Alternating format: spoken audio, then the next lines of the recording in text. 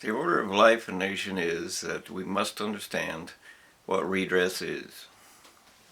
It's the legal right, the legal authority by constitutional law, by the contract of we the people, that we have the right to intervene in our nation when we believe that the evidence says that we should. So, in order to understand what the evidence is, we have to have a courtroom. And to identify what is or is not true, we have to provide for ourselves the people who are going to help us understand what is true and what the price of being wrong is.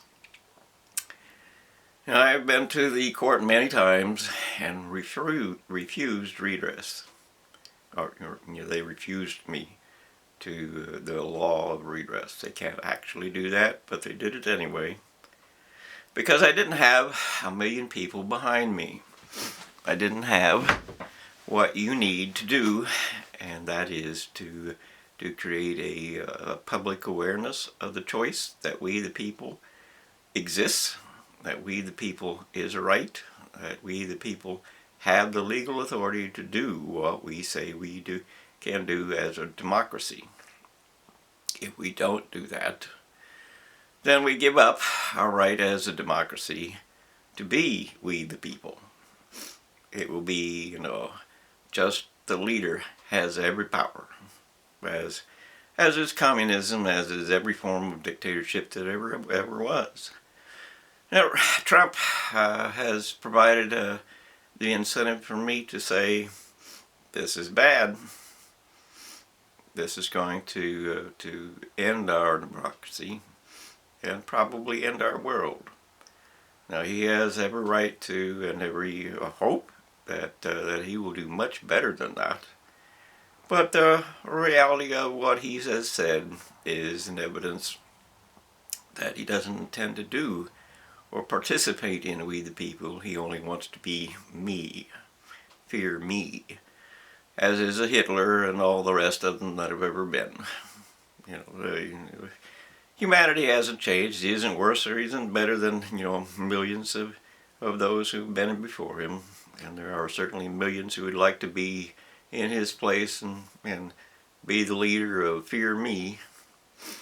But the law is that we the people have rights. You can't be heard in this. In other words, you have to give that up. You have to give up your fear of what the price will be, and you have to accept the reality that we're going to do this for our world, our future, our child, or everything that is important, our nature, because they're mutilating that. And we can't go back.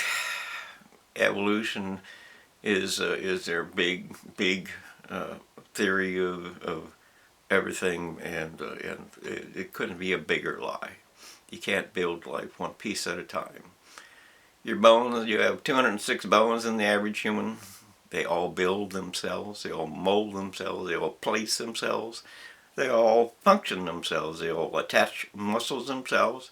You didn't do any of it. They didn't do any of it. You can't build, heart is worthless without blood. A heart is worthless without muscle or brain to move it. You can't do any of it. And the people who are trying to incinerate the earth by igniting atoms on fire are just Satan. There really isn't any other word. They're trying to destroy the earth by playing God. They're so arrogant they can't see the error of their ways, and so apathetic to life itself that they don't care. So much disrespect exists that, we deserve to die. How terrible that is. We deserve to die because you are so poor in your mind and in your heart that you're willing to gamble the entire world, all of nature, every future of every life of every living thing, just to play your game. And life is not a game. And you need to know that. You need to recognize that. You need to prove what is true. Accept the consequences of what you did and what the others did before you. And accept the price of what life is going to be in the future to protect what we have left. If we don't protect what we have left, we have nothing left. Because this is a living world. And that means it can die. And all the chains of life that keep it alive, we eat living things. All the chains of life that keep life alive are in crisis. All of it. Because of the things humanity does. No, you cannot just wave your hand and say, God will do it.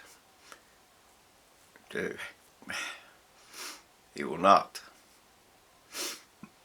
You have done it. You are the problem. You are the solution. That's the facts. If you cannot see that, if you cannot do that, if you don't want to do that, then you aren't worth saving. You have to make a decision. That is for life, and for earth, and for a future, and for a child, and for all that life is. You have to make a choice. And to do that, you have to go to court so that we all agree it is the right thing to do. So that we all agree the evidence proves that we need to make choices that are not what you want to do. They are not. You want everything for free. You want to say that there are no consequences for you, as is the way of the university. Their constant fantasy is no consequences for us. Well, the consequences for you have come. Because, the world is going to die. Because of what university did do.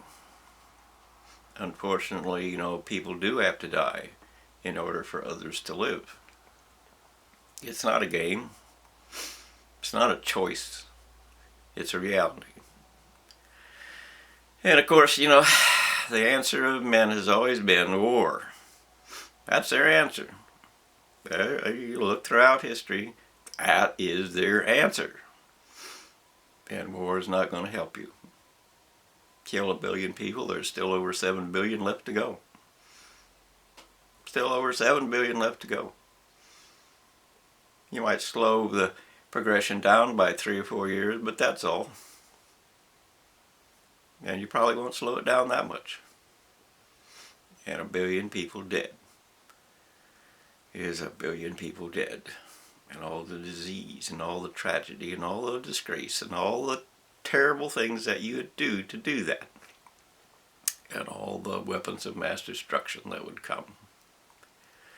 In other words, the world would be a much smaller place because there's nothing left, no place left for you to live. Crowded together into a coffin. That's all that you get. That's all that you get. You must do better. You must accept the price of living. And the price of living is to respect life. To respect this earth. To understand that this is not a game. This is not, somebody telling you that you have to do something. This is you accepting the fact that you do have to do something. That has value for life and world. You do have to respect life, and you do have to respect the world. And you do have to do all the things that you don't do, which is to curse everything in this world is what you do. That's what you do. If I leave behind a single tree where all the rest of them were cut down so that it could replant itself, somebody will come along and cut down that tree and you scream, I'm a god, I'm a winner, I took what I wanted. But what you did was you took the future away. Just like killing everything else is you took the future away. Or some are so mad that they want to hurt you bad, so they kill your children, or they burn your forest, or you burn your house, or they release biological agents, as was COVID. You have to accept the fact that hate is hate is hate is hate, and it doesn't have a color, and it doesn't have a size, and it doesn't have anything. It doesn't have a diploma, or it does have a diploma. It doesn't matter. Hate is hate.